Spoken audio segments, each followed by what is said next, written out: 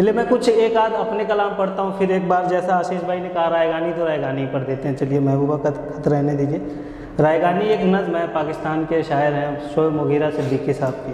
तो पहले मैं कुछ एक आध अपने कलाम पढ़ता हूँ, फिर उसके बाद वो नज़्म पे आते हैं कि माँ की काफ़ी बात हुई थी। एक नज़्म है, पूरी में पढ़ता काफ़ी लेट हो जाएगा, वो नज़्म खैर छोड़ते हैं। थोड़ा सा एक आध मतलब एक शेर पढ़ता हूँ कि बदन पे लिपटी हुई मानिंदे कबां जाएगी, बदन पे लिपटी हुई मानिंदे कबां जाएगी, जहाँ वो न जाएगी उसकी दुआ जाएगी। बदन पे लिपटी हुई मानिंदे कबां जाएगी, जहाँ वो न जाएगी उसकी दुआ जाएगी। ये आसमां में नहीं उसके पैरों तले चलती है, जन्नत वहीं जाएगी जहाँ माँ जाएगी, जन्नत वहीं जाएगी जहाँ माँ जाएगी।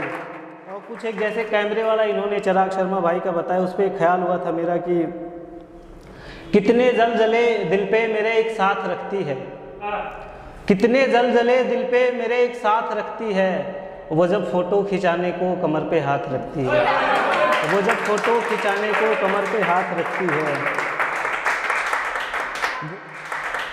गुलाबे इश्क मेरा कांटे चुभोता बहुत है, गुलाबे इश्क मेरा कांटे चुभोता बहुत है, दर्द दिखता नहीं पर होता बहुत है।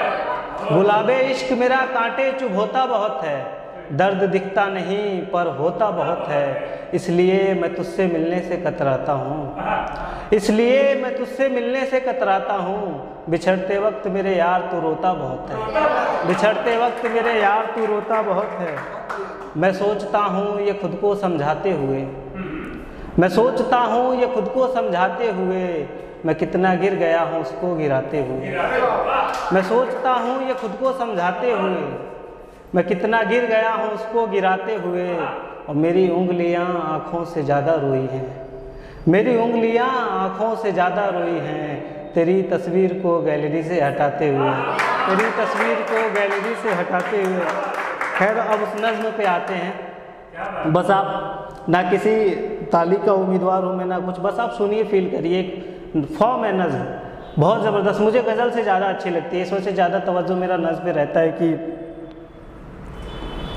मैं कमरे में पिछले 31 दिनों से, मैं कमरे में पिछले 31 दिनों से फ़कत इस हकीकत का नुकसान गिनने की कोशिश में उलझा हुआ हूँ कि तू जा चुकी है। तुझे रायगानी का रत्ती बराबर अंदाज़ा नहीं है। तुझे याद है वो ज़माना जो कैंपस की पगडंडियों पे टहलते हुए कट गया था। तुझे याद है कि जब कदम चल रहे थे कि एक पैर तेरा था और एक पैर मेरा, कदम जो वो धरती पे आवाज़ देते कि जैसे हो रागा कोई मुतरिबों का, कदम जैसे सापा गमा पागा सारे वो तबले की तिरकट पे तकदीन धिनक दिन धनादिन बयान चल रहे थे, कदम चल रहे थे, कदम जो मुसलसल अगर चल रहे थे तो कितने गवैयों के घर चल रहे थे। मगर जिस घड़ी तूने उस राह को मेरे तन्हा कदम के हवाले किया, उन सुरों की कहानी वहीं थम गई। कितनी फनकारियाँ, कितनी बारीकियाँ, कितनी कलियाँ बिलावल गवैयों के होठों पे आने से पहले फना हो गए। कितने नुसरत फ़तेह, कितने मेहदी हसन मुंतज़िर रह गए कि हमारे कदम फिर से उठने लगे। तुझको मालूम है जिस घड़ी मेरी आवाज़ सुन के तू एक ज़ाविये पे पलट के मुड़ी थी, वहाँ से रिलेटिविटी का जनाजा उठा था कि उस ज़ाविये की कशिश में ही, कि उस जाविये की कशिश में ही यूनान के फ़लसफ़े सब ज़मानों की तरतीब बर्बाद करके तुझे देखने आ गए थे कि तेरे झुकाव की तमसील पे अपनी सीधी लकीरों को खम दे सके, अपनी अकड़ी हुई गर्दनों को लिए अपने वक्तों में पलटे जियोमेट्री को जन्म दे सके।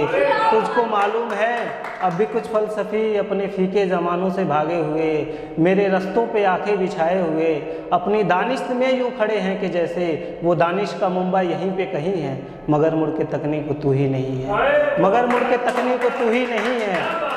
तो कैसे फ्लोरेंस की तंगलियों से कोई डिवेंची उठे, कैसे हस्पानिया में पिकासो बने, उनकी आंखों को तू जो मैसर नहीं है, ये सब तेरे मेरे इकट्ठा न होने की कीमत अदा कर रहे हैं। तुझको मालूम है तेरे न होने से हर एक इल्म फ़न में, हर एक दास्तां में, हर एक ज़बां में कोई एक चेहरा भी ताज़ा नहीं है। तुझे रायगानी का रत्ती बराबर अंदाज़ा नहीं है।